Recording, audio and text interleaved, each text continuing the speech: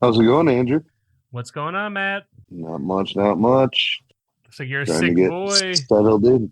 Yeah, unfortunately. So We we're had to do the tech workaround so I didn't get you sick.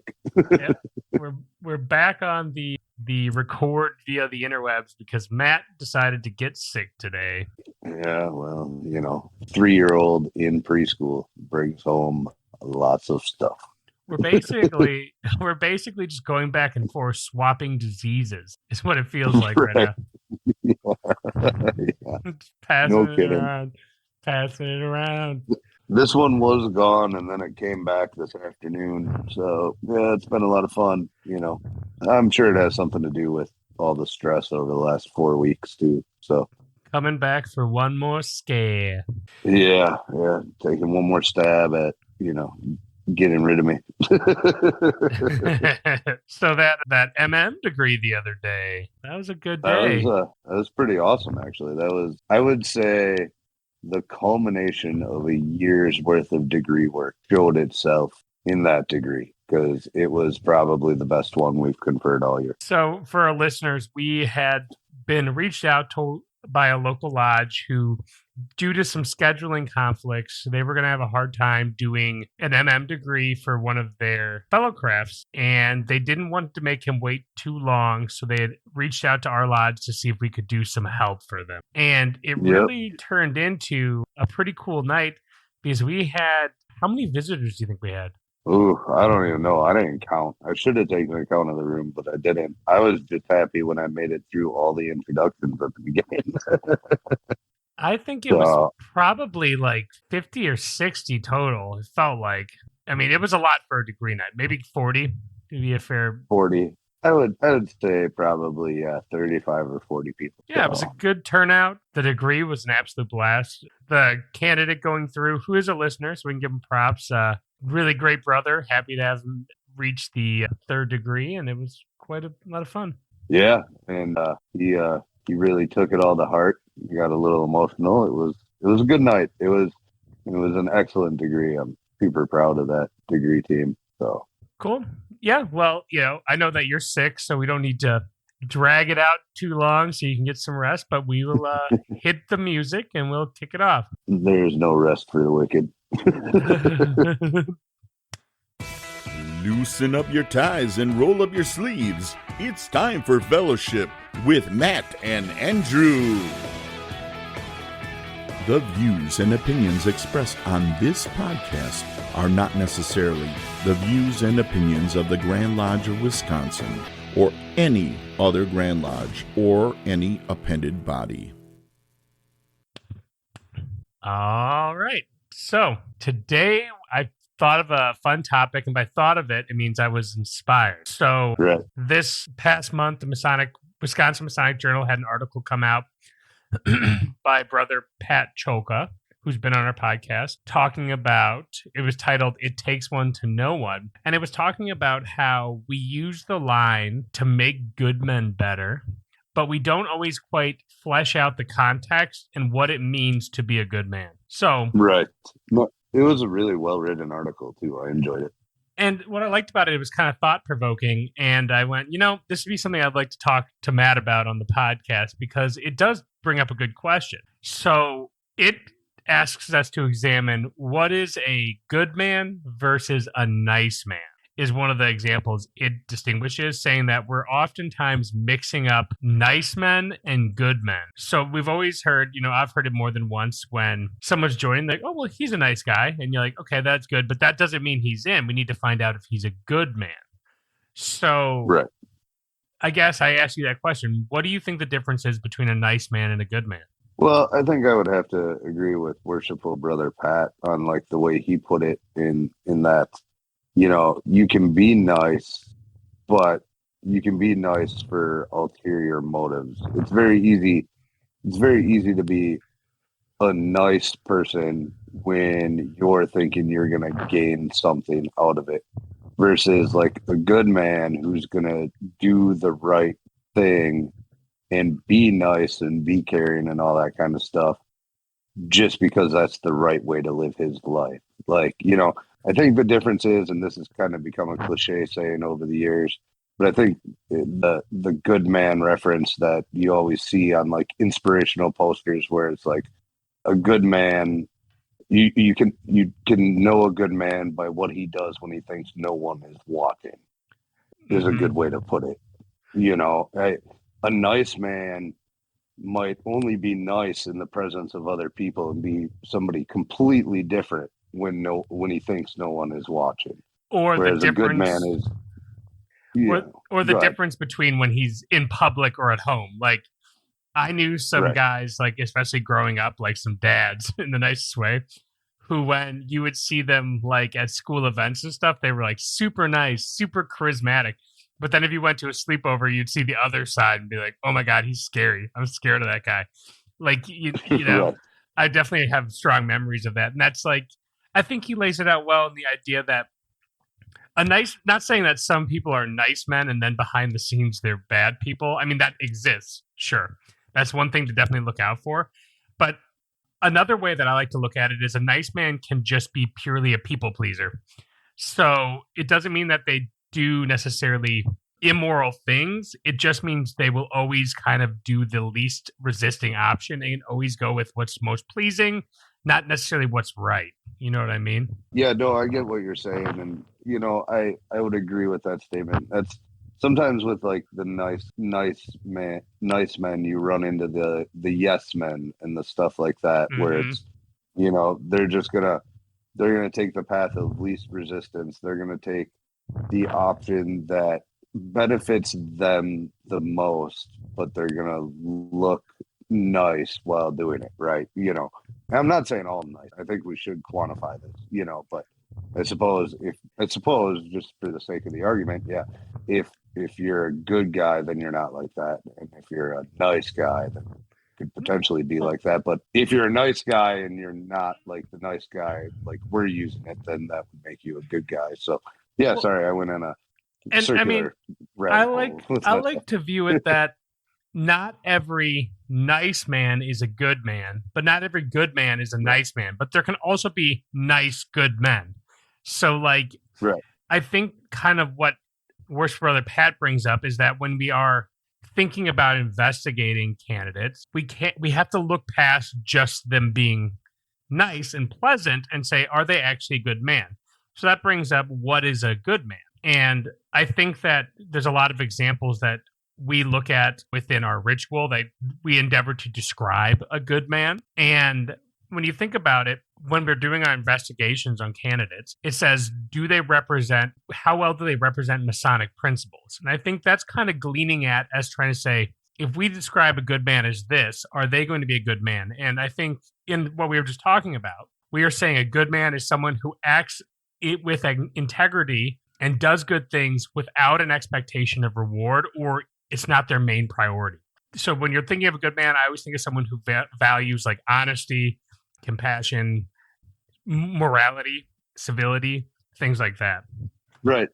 I agree, and that would be a good way to put it. And I think another part of that would be somebody who is willing to do the right thing, even if it is at a detriment to themselves, or it's not a popular thing to say. Right.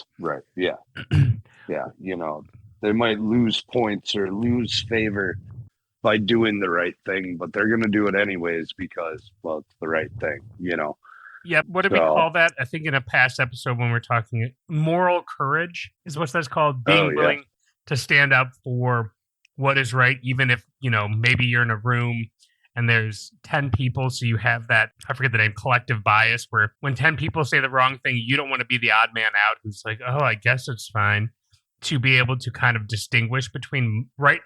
I think being a good man is the ability to not only distinguish between right and wrong, but to also act upon it. So you can sit in a room and go, oh, I knew this was wrong, but I didn't want to step up. Then you're just an armchair good man. But if you need to be able to do both, you need to be able to have a good moral compass and the ability to stand up for that compass, right? Well, then, so yeah, if we're going to go there with it, I would say another characteristic of a good man versus a nice man would be courage. Sure. Courage Fortitude. to do the right thing. Back to the, you know, right? Yep. Courage and fortitude to act on it and everything else. I think that's a critical part of it then. Well, and I think this is an interesting line of thought because it's so easy to spot a bad man, right? Like, like that's where it's easy, but it's challenging to go, is this person like, so I kind of kind of struggled with this one a little bit at times too, where, so like when you're looking for an example of a good man, you're looking for someone who does things to give back selflessly is a good example to find it, right?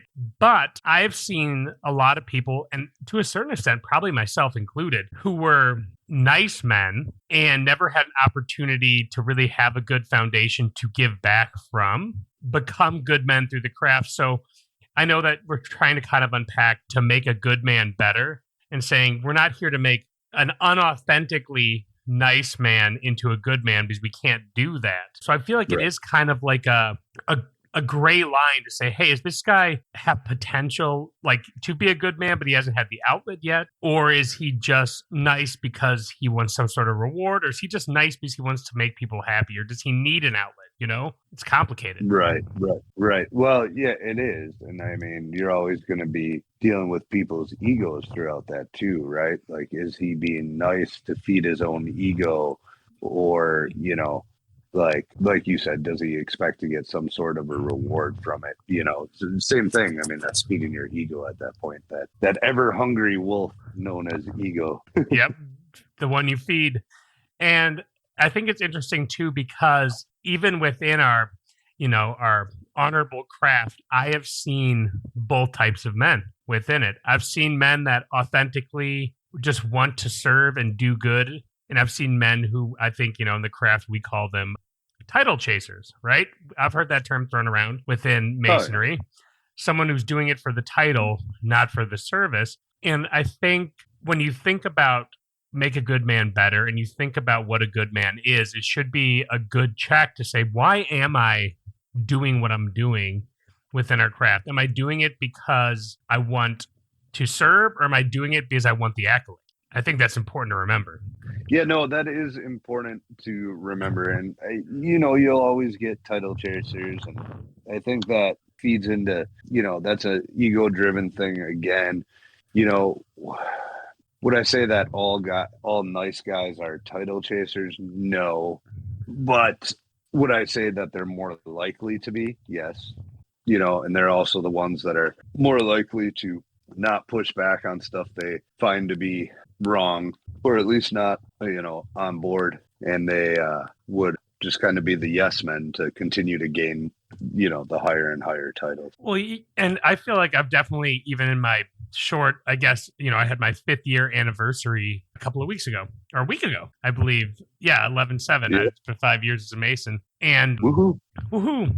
That you'll see there, it's very hard, especially when someone wants to be of higher service to the craft, to always stand up for the craft, because they don't want to ruin their chances potentially of being removed from a position they're in, regardless of what that is. So it can be really hard to stand up for yourself sometimes too. So it's interesting because even as a craft that seeks to be good men, we still fall into the trap of saying, well, I also don't want to ruffle feathers either.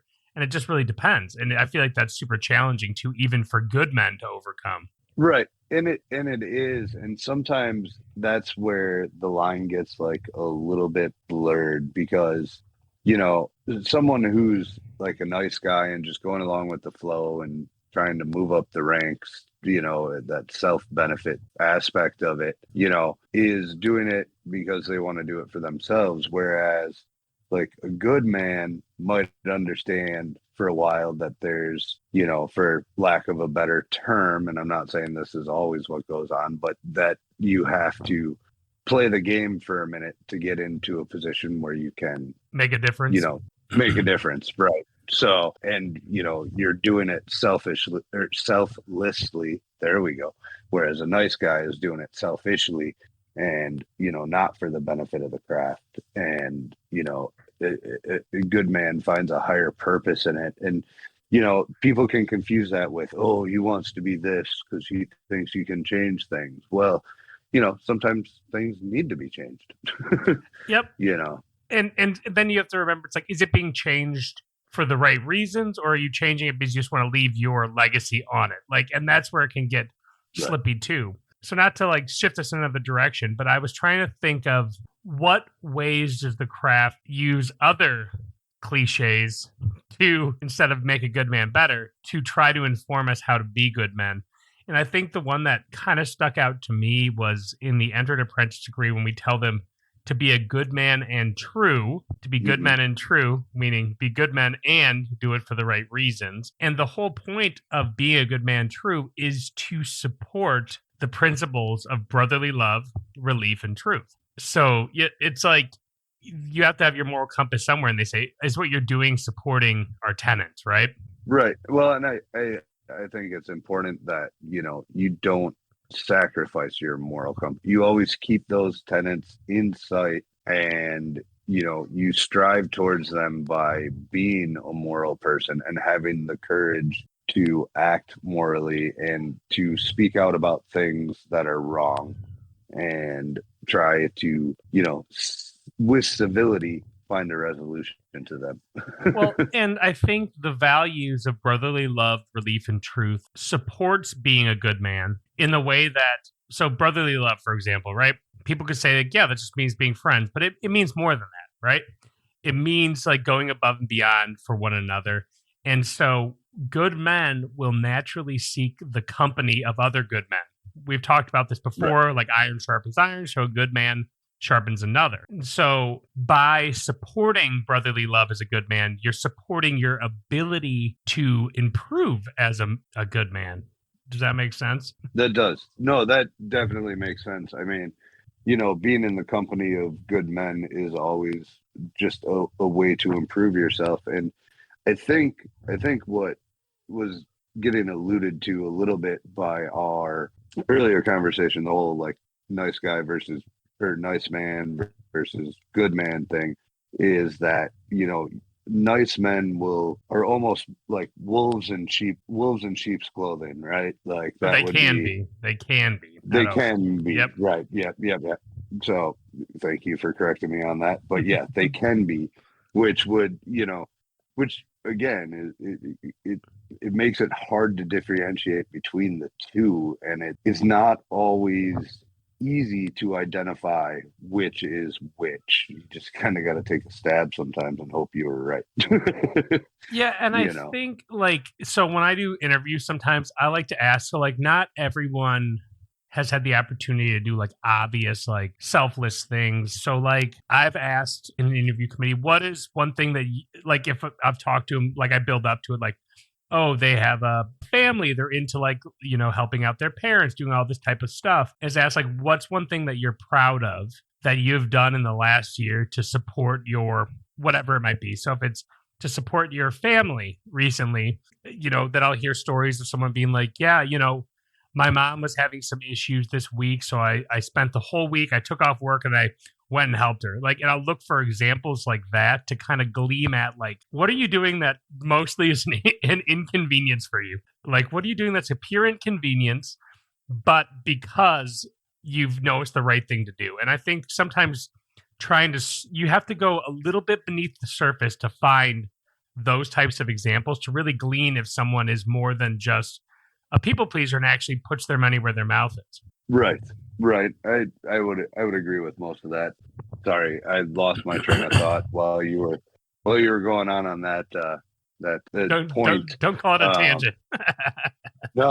I wasn't going to call it a tangent. I was just looking for the right word in my foggy brain right now. My daughter had come in to say goodnight while you were in the middle of that. I kind of lost my train of thought, considering I'm a little foggy right now with the sickness affecting my brain. So to get your brain jump started, so one thing that I'm interested in is, so I know that Worship Brother Pat, who wrote this article, has said it more than once. I've seen it in a couple of his articles that Freemasonry doesn't make good men better. Freemasons do that for themselves. Tools. And it gives you the tools. What are some of the tools that you think that we have to help us to improve as good men?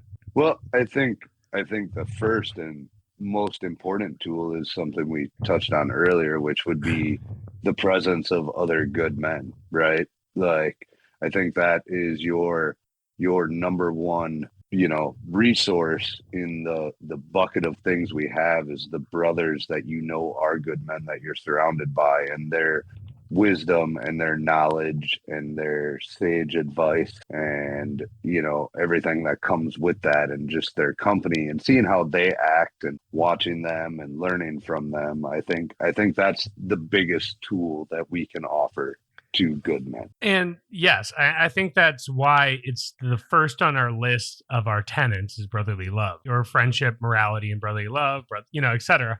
I do think that, our working tools are designed to be reminders of that as well. Like we keep talking about how we need to find a way to do it for the right reasons. And I think the level is really representative of that, saying that we need to find a way to do it and treat people with respect regardless of rank, status, or wealth or title, that we should be all treating each other equally. I think that's a great reminder, along with, the square of virtue is hard to beat, is just treat everyone with fairness and a certain standard level of morality. So we say that a good man doesn't deviate from their morals. So a good man should be acting upon the square, meaning they have a standard morality that they measure everything by. And I think that's important too. Right. He's not going to survive this podcast. I didn't get to my mute button in time. I would agree. All of our tools are supposed to be reminders of specific lessons and things we should be striving towards. And, I don't know. I lost my train of thought again. I think it's kind of interesting because the tools are fun to point to as big, look at our philosophy. But I think to your point of saying it's really up to the brothers to be the influence, because the brothers you see who influence you without pointing at the tools are embodying the tools, right? Like they're picking them up and working with them, and they might not have to say, hey, looky here, that's me using the square. They just do that. They do what the lesson is, and then you learn from them from just the way they are. Right. And I think sometimes people have to remember that you need to look at the quietest brother in the room sometimes for the example of how to use your tools, or, what it means to be a good man, because the one that's not sitting there touting everything he's accomplished or everything he's managed to do or stuff like that is probably the one who's done the most selfless things, And oftentimes it's that brother who has just been quietly picking up those tools and just working on their ashlar. Just sitting there and working on their ashlar. You'll see that's the brother that shows up to help, that you're surprised and like, well, why wouldn't I be here? You said you needed help. Here I am. And you go, okay, I see you. Right. You put out the call and I showed up and you're like, oh, all right, I got it. Yep. And I think that's... Sorry, go ahead. No, I forgot. We're having one of those episodes, man. My brain is so foggy, it's ridiculous. I am glad you brought up, if you want to know if I was planning on bringing up, I know he didn't in the article, but one of my favorite things that Worshipful Brother Pat has imparted on me was the whole Freemasonry doesn't make good men better. Freemasonry gives good men the tools to be better. And they make each other better. Like Masons make Masons. Right. Well, that, and just it's just not going to inherently happen. Like you don't become a master Mason and you're like, poof, okay, I'm even better than I was, right? But you've been given a chest of tools that you can use to make yourself better if you put in the time and the effort and really take the lessons to heart and study them. And, I've actually, since the first time I heard Worshipful Brother say that, I've adopted that as my own. Or not as my own, but I say it all the time now too, because I think he's right there in that aspect of things that, we don't make good men better. We give them the ability to become better. Yep. And we give them a playbook and other Masons to support each other and to try to help them, encourage them to be better. And I think that it's helpful and it resonates with me because when you look at the ritual and you look at our working tools, it makes the process seem so mystical. Like I'm given these mysterious tools, I've given these mysterious plays, and now I'm going to be better. when the truth of the matter is the tools and the rituals are a playbook of suggestions. They go, you want to be a good man? Here are some identified ways to do so. But at the end of the day, where the work gets done is usually through the community of your brethren, leading by example and inspiring you and showing you the path. And you'll see that when you look at them close enough, those working tools are in play there. And so you can study the working tools, and it's important to understand what they mean and to try to live up to them. But ultimately, it's a human experience between people. Right. And I actually really like that playbook analogy. I'm going to have to keep that one tucked away in the back of my brain, because as soon as you said that, all I could think of is like a quarterback that, you know, signs with a different team than they were on, and they get handed a new playbook, and they know this roster of talent that they're working with, but now they have to learn the plays and put the plays and the roster together and hopefully improve in their own skill set at their position as well. And know which plays to pick at one time. And ideally, it's the Packers playbook and not the Bears playbook, or else it could be a bit rough. But yeah, it's ultimately, to me, I think it's when brotherly love is listed as the first of our tenets, relief and truth. It starts with brotherly love, right? You need to have a group of good men that can support each other so they can give relief to one another and educate each other. And so it starts with the community and then moves into what the community can, well, I guess technically it starts with the individual, then it moves into the community, and then what it can give to the world and what they can learn from one another, right? Right. That's what I gotta think about it. I don't think I could have said that any better. Cool. Just for the sake of time, I know you're fading quick. Do we have any more parting words you want to give before we move on to news and events? I don't. I think I said enough nonsensical stuff on this podcast that I'm probably leaving people super confused. Cool. Then we will take a quick pause here and we'll move on to news and events.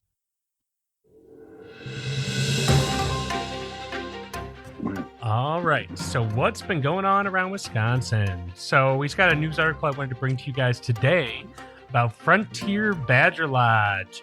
Frontier Badger Lodge's master, Kevin Greeno, had the pleasure of presenting a check totaling $634 to the representatives from the Sleep in Heavenly Peace organization. And Sleep in Heavenly Peace is a nonprofit organization that provides beds complete with mattresses and bedding for children in need. Brethren from the Lodge were able to use the Act of Kindness program through the Wisconsin Masonic Foundation, its matching funds, to help to provide this donation.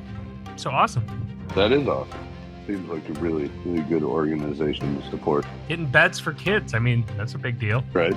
Moving on to events. So today, if you're listening, District 2 is having a open book club. That's today's the 14th. If you're listening to it later, oops. So November 14th, we have an open book club that's open to all MMs. It's going to be from 6 p.m. to 9 p.m. in the Fireside Room at the River Falls Masonic Center. On the 16th of November, Glenn L. Humphrey Lodge is doing their Past Masters recognition. It's going to be at 3 p.m. It's going to be at the Humphrey Community Room, which is the lodge room, at Village on the Square. And past Grand Master Dave Ritchie and Lady Barbara are going to be their guest speakers. So now we're coming into the point where we say Festivals of Trees. So the Festivals of Trees are going to be happening at the Zor Shrine and the Triple I Shrine and the Menominee Falls Shrine around the weekend of Thanksgiving. Wait, Menominee Falls Shrine? You don't mean Menominee Falls. No, I meant, I don't remember. Regardless. If you have a local shrine near you, they're probably doing a Festival of Trees. And please look up that information. It's going to be happening during the week of Thanksgiving, or around then, the weekend of Thanksgiving. And it basically is an opportunity for you to not only have a really fun Christmassy experience, seeing a bunch of cool decorated trees, you can also put in raffle tickets to win the trees and the gifts under them. And the proceeds are for the Shriner Hospital. So a very cool thing. Definitely check them out at the various shrines in your area. They are a lot of fun.